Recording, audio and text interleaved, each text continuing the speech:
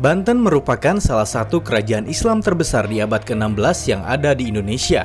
Kerajaan Banten memiliki letak geografis yang cukup strategis, sehingga menjadi daya tarik tersendiri bagi para pedagang dari berbagai pelosok dunia. Para pedagang dunia yang singgah ke Banten pada masa itu diantaranya berasal dari India, Turki, Cina, Arab, dan Portugis. Selain terkenal dengan peninggalan sejarahnya, Kerajaan Banten lama juga dikenal dengan para sultan yang memiliki masa kejayaannya masing-masing. Nah, hari ini kami akan mengunjungi situs Sultan Ageng Tirtayasa yang berlokasi di Desa Tirtayasa, Kecamatan Tirtayasa, wilayah Kabupaten Serang. Pastinya banyak informasi yang bisa kami dapat setelah tiba di lokasi. Teman-teman, hari ini saya berada di depan kampus Universitas Sultan Ageng Tirtayasa, kampus negeri paling favorit di Provinsi Banten.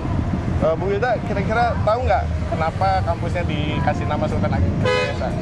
Belum tahu, makanya hari ini pengen tahu nih. Pak Irfan mau ngajak kemana ya? Mana kalau kita ke Makom Sultan Ageng Tirtayasa di Pontang? Siap, Kita siap. hubungi Randy sama Nila. Oke, siap.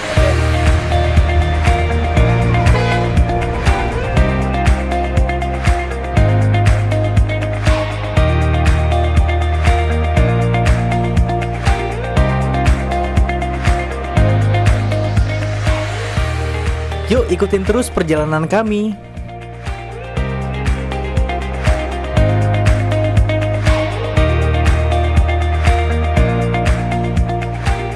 Salah satu sultan yang terkenal berani dan memiliki masa kejayaan terbaik adalah Sultan Ageng Tirtayasa. Lahir di Banten pada tahun 1631. Beliau merupakan putra dari Sultan Abdul Ma'ali Ahmad dan Ratu Marta Kusuma yang menjadi Sultan Banten periode 1640 hingga 1650 Masehi.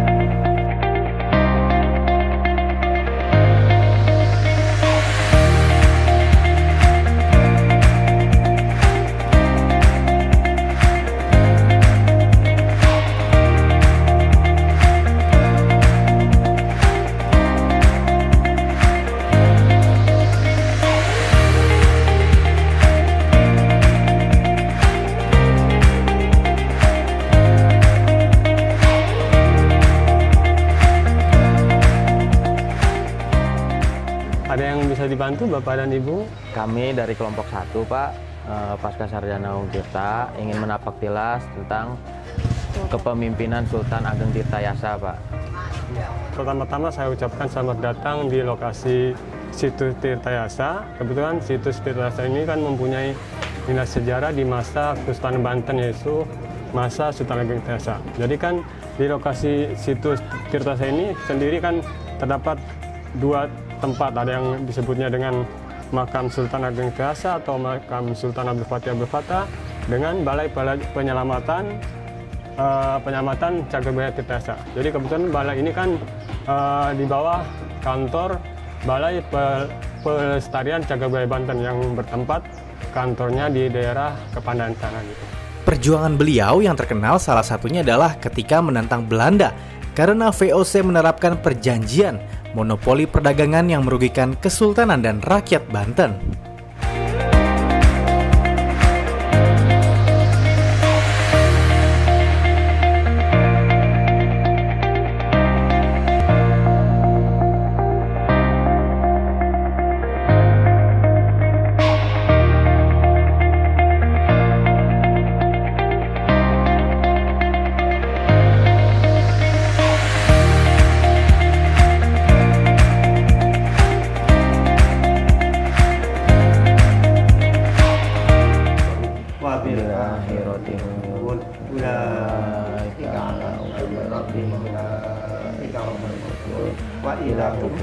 Berarti Sultan Ageng Tirtayasa itu memimpin Banten selama 22 tahun.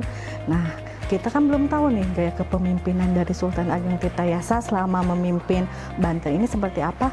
Coba kita tanya sama Bapak yang di sana.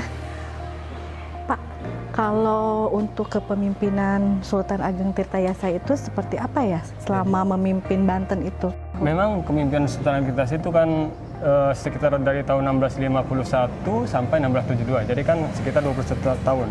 Kebetulan memang kalau nggak salah ya Kepemimpinan Sultan Ageng Tirta itu ya sekitar 21 tahun bukan 22, kan dari tahun 1651 sampai 1672 gitu. Jadi sementara kan memang kepemimpinan Sultan Ageng Tirta sendiri memang terkenal dengan strategi perangnya. Pada waktu itu memang pada waktu melawan Belanda juga kan ditempatkan front terdepan di daerah Angke Tangerang gitu. Front terdepannya, terus dia juga sempat pada waktu itu membuat semacam irigasi untuk membuat persawahan juga gitu. Seperti kita lihat nanti kalau memang mau ke daerah Sujung ada semacam pintu air yang dibuat pada waktu itu untuk mengairi sawah gitu. Di daerah Bendung juga ada, terusnya ya di arah Pontang juga kalau nggak salah ada. Banyak sekali yang dibuat oleh Sultan Ageng Tirta untuk mengairi sawah untuk persawahan gitu. Kalau untuk peninggalannya tersebut masih terawat, Pak?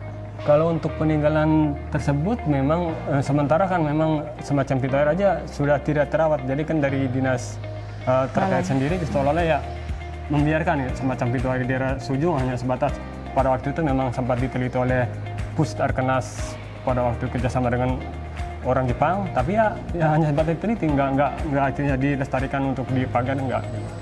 Terusnya di daerah Bendung juga sama seperti itu, hanya sempat diteliti juga dari Pus Arkenas kerjasama dengan orang Jepang ya seperti itu, jadi nggak dilestarikan gitu.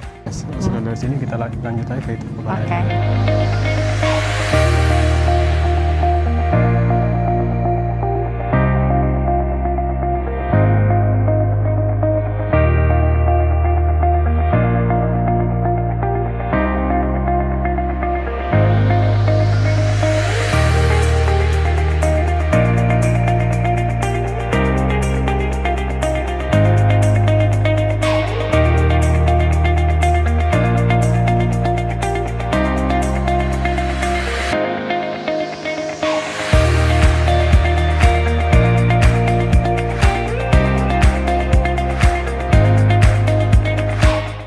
Inilah sisa hasil penelitian dari Pus Arkenas.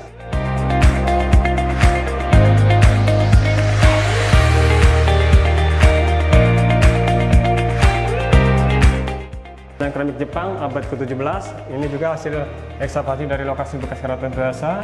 Dan ini juga sama, pecahan keramik Qing abad ke-17, ya hasil ekskavasi juga dari sana.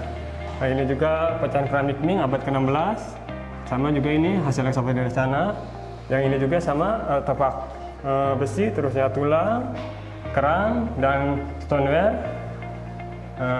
Yang ini juga pecahan keramik Qing abad ke-18, Kamis tanpa nama. Jadi ini pecahan keramik Eropa juga. Yang ini termasuknya buatan lokal pribumi Bantennya, termasuk ini disebutnya gerabah ini.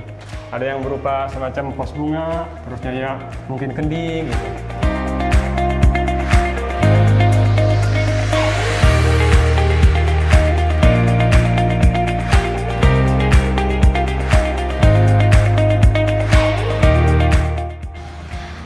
Sekarang kita sudah tahu kan kenapa kampus kita dinamakan Sultan Ageng Tirta Yasa. Karena Sultan Ageng Tirta Yasa dikenal dengan kepemimpinannya yang luar biasa. Terima kasih sudah mengikuti perjalanan kami. Mari kita jaga, sayangi, dan lestarikan cagar budaya yang ada di Provinsi Banten.